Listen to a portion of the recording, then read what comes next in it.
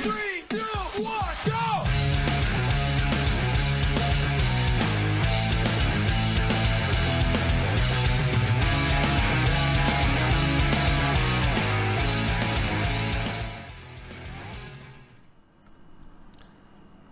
Hey folks, Aaron here. Welcome back to the anime review. Today we are looking at Yesterday wo Utatte, or Sing Yesterday for Me.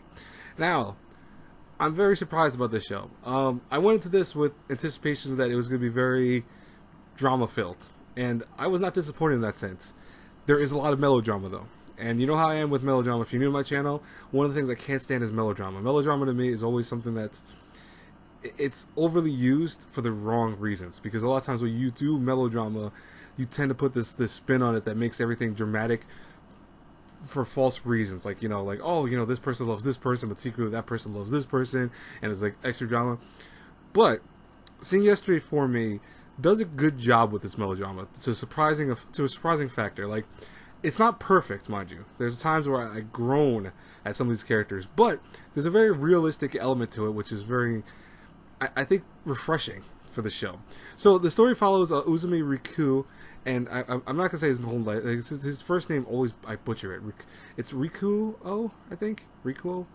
They say it quite different in the show, and I can never get it right. Like, the pronunciation for it, I always butcher it, so I apologize in advance. He's kind of in a very interesting situation. He's something that a lot of people in the real world will actually go, oh, I feel that. I endure that same drama. He is fresh out of college. He has no future career in plan. He doesn't know what he's going to do with himself. He's working at a convenience store. He just tries to put in the hours, go home, and kind of just whittles the days away. In the meantime, he's in love with a girl from his past. Her name is Shinako. And the problem with that is Shinako always sees him as a friend, but also was in love with a long childhood acquaintance, which they were together for a long time, but he died, and she ended up kind of like always being in this gray area where she didn't want to move on because she loved him, but equally was unable to find feelings for other people because of that same reason, that she was still in love with him even though he's been dead for X amount of time. Add to this another mysterious girl that shows up with a pet crow, which I think is kind of adorable. Her name is Haru. Now, the whole issue with this becomes like a big love triangle. Both these girls have strange feelings for our main character, and ironically, it's not, I don't want to say, like, there's a romance element to the show. Obviously, it's the main focal point of it. But what Sing for Me Yesterday works so well in accomplishing is that it feels like this is something that happens to a lot of us. If you guys are fresh out of college, if you are struggling to find a job, like you're not one of those people that was lucky enough to get an internship and then went right to work, or you had a kind of like just beeline straight for what job you wanted to do in your future career, you kind of went into this gray area. Like myself, for example, when I got out of college, I didn't have work right away. I wanted to do something different and end up working somewhere else, which is kind of common. But, I was still in the same field, mind you, just not what I initially envisioned myself doing. And this happens a lot to people, obviously. When you get out of college, you're not always going to find that dream job. Like, oh, I'm going to go to tech school and I'm going to become a tech programmer and stuff like that. Unfortunately, it doesn't always happen like that. As much as you wish to God it happens, it doesn't always happen. And so you end up working at convenience stores, or you end up working at like small little retail shops or whatever. And then, as time goes by, you find yourself going, okay, how do I get out of this? How do I get out of this situation? I got to figure out some means of getting out. And that's the thing that's interesting about Sing for Me Yesterday, is that it keeps that element very alive during the series, because our main character, Rico, he sees himself stuck in this dead-end job, and he wants something more from his life. He had envisionments early on that he wanted to be a cameraman, and he's like, I take pictures, I always did it for fun, but I kind of see myself doing it further. And the story starts going with that concept where he's like, okay, I got to get out of my comfort zone. Like, for example, he confesses his feelings to Shinako with bad results. Like, he actually gets dumped by her, like, day one. She's like, I reject you, I'm sorry, I still have feelings for the other guy, etc. And, he goes and moves on, and then Haru comes into his life, and Haru, I think, immediately is struck with love for him, but there's a reason for that. There's actually, you find out more of the backstory, and it's not really a big spoiler, but she did run into our main character once before, and from there started kind of always having a crush on him, and as time went by, the crush intensified, but then phased out when she didn't see him for a long time, and then kind of boosted her feelings for him when they ran into each other again, just one day, strange enough, But the whole show ends up doing this play with, it's very realistic, like I said before. That's like, I have to put that in emphasis because I have to keep repeating that on purpose.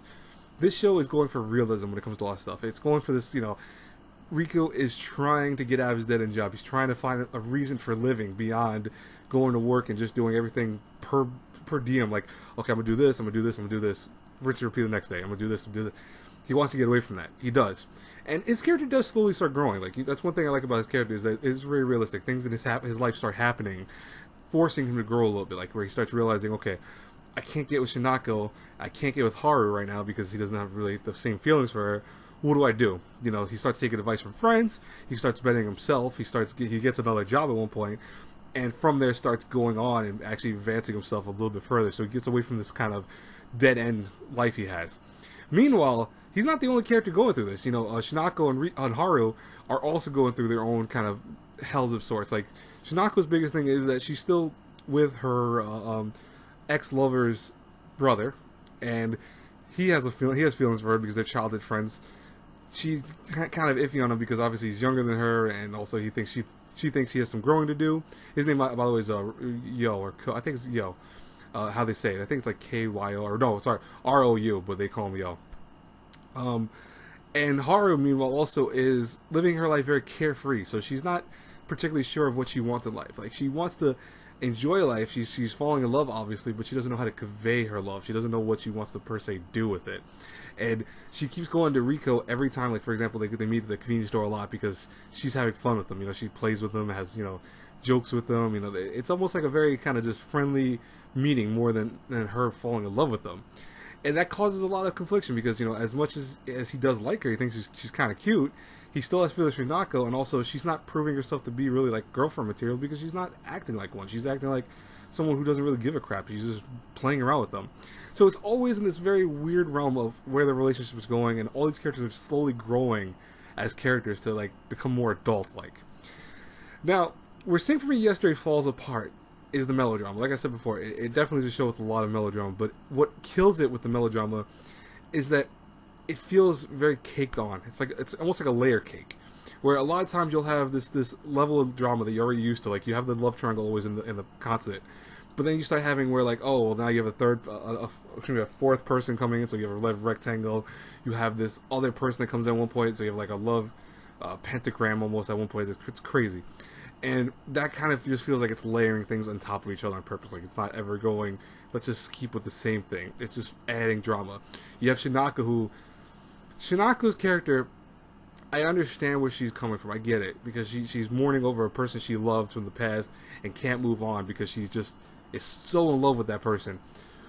But at the same token, it wasn't, I don't even know if I think the show kind of alludes to it not being a relationship that is as beautiful as it sounds. Like, it's like, oh, she's loving a person that she fell in love with when she was in high school, and they've been together for years, and then he died and she felt horrible. It always seemed like they really were only advancing a little bit. And I think at one point in the story she mentions that it wasn't a love that was normal. So it wasn't like probably that they were dating per se. Maybe they were like just good friends, and she was thinking of popping that question to him that I love you, I want to hang out with you and go out with you, but never really got to do it. She took care of him, obviously, and did other stuff, but she never got to the level she wanted to with him.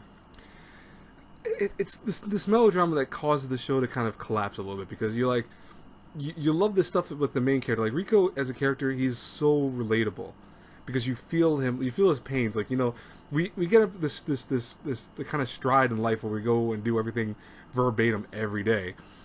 And you kind of understand his concept, because he's like, he doesn't want to per se change it. He's afraid of change. But eventually he realizes his friends tell him, like, hey, listen, you don't change, your life's going to be miserable. You're going to always be in this kind of dead-end job. And one day maybe you won't have that dead-end job. What are you going to do then? How are you going to pay for rent? How are you going to live? What girl's going to accept you the way you are, And I kind of love that, because it's understandable. You have to push yourself sometimes and go into these scary territories in life to realize, oh, okay, you know what? I might have to make that move, even though I'm afraid to make that move, but that will help me in further in life. It'll help me get to the place I want to be and be happier in the long run. It's a hard thing because you don't know. It's something that's unknown. So Riko's character is very relatable. Haru and Shinako, I'm not saying they're not relatable. They're definitely strong female leads, but a lot of their issues are their own issues. Like Shinako, again, she's mourning for a guy who may or may not have been a boyfriend technically. And she's very iffy. She, like, for example, leads on our main character at one point saying, "Oh, come on in, you know, you come to my apartment," and then as he's entering the door, she's like, "You know what? I can't do this. Go away," you know, basically. That's a little messed up. That's like, you know, you're leading you're leading a horse with a carrot on a stick to go, you know what? Fuck it, you know, let me throw that away and completely segue from it. You know, it's annoying. It's really annoying. My biggest gripe with that is because of that. You know, it's like Sing for Me Yesterday could have been perfect, or Sing Yesterday for Me, excuse me. I always say it backwards. Sing Yesterday for Me could have been perfect, but it falters because of that. It really does. Now, in terms of outside the story, because the story, you know, it does get stronger. The ending, I like the ending. The ending's done very well, so it's enjoyable outside. So you feel like a good payoff at the end. Some characters feel like they're a little rushed, but I'm okay with the main character and how they ended with his story. And I won't spoil that obviously for you because I don't want to say which girl he may or may not get with. I mean, it's kind of obvious, unfortunately. Like, you'll probably realize it from episode 1 who he's going to end up with, but I'll keep that to myself. In terms of animation, the animation for Sing for Yesterday is really good. I actually really enjoy it. It's got this nice art style to it. It's very vibrant. It also keeps everything at this very tone level. If that it's a little strange to explain, but I think because it wants to keep this melancholy style to it, it has a very like muted color palette a lot of times. So like you have characters that just seem like they're just dressed in very drab colors, and it makes it where you're like, okay, it's keeping the thing of like melodrama, the melancholy perfectly in balance with everything. So I kind of like that. I dig that style. Music-wise, I'm iffy with the music of Sing Yesterday for Me. It's not bad. It's just not anything that you're gonna be like, oh, I recommend watching the ending song, or I recommend watching some of the OST in it. None of those songs really stand out to me. The ending's not horrible. There's 2 endings that play out through the whole series. They're not that great. They're okay. And there's no opening if you watch on Crunchyroll. I heard from some sources there apparently is opening on some versions. I never saw them, so I can't sell you what they sound like, so I'm not even going to try. But the ending song is what's, you know, played on Crunchyroll, and the opening is kind of just escaped completely. And what annoys me about Sing For Me Yesterday, I heard from several sources, is because they removed that beginning part for whatever reason, maybe licensing problems or something like that, you don't get certain parts of the story. Like, there's little elements added from the beginning of the story. You don't get that at all from it, from whatever reason. So that's a little strange to me. But is it big? Is it like big story relevance? No, I think it's just more like interconnecting things. But it still would be nice to see that. Overall, Sing Yesterday for Me is not a bad show. It is something that it's not like Welcome to NHK level of drama. It's done well, but it's not also so much like I'm going to recommend it to every single person I meet. It's a show that if you like a dramatic show, you want a little bit of a romance story, you'll like it. If I had to grade the show between an A through F, I'm going to give it a solid B minus. That sounds kind of weird. Like, I want to almost say B, but I'm going to give it a B minus, only because it's close to a B for me, close. But again, the melodrama kind of kills the show at times, and I feel like a lot of these characters are forced into the roles that they're played when it comes to, you know, these moments of like, oh, come on, you've grown, because you know that they shouldn't be like this. They should go beyond how they're acting, and they tend not to. Some of them grow a little faster than others, and some kind of almost digress a few times in the show, so it kind of pisses you off that way too. But anyways, guys and girls, I hope you like this review. I'm going to try to get Glepnir out probably this week. You know, it's a little hard on my schedule, so I can't always do reviews as much as I did. I told you guys I would try to do this on Twitter. If you guys want to know what I'm going to be uploading, I try to post it on Twitter beforehand. I'm going to start doing that more if I do old school reviews, because I noticed a lot of people have been watching the older stuff that I've been posting, like, you know, from the older days. So I'll mention it on Twitter. If you follow me on there, I'll say, oh yeah, I'll be probably reviewing this show from the past or whatever. Anyways, guys and girls, have a blessed night, everyone. God bless you all. Have a great, great, great night. I hope you guys stay safe and during this whole horrible pandemic. Until our paths cross again in the next review, see you guys later. Bye-bye.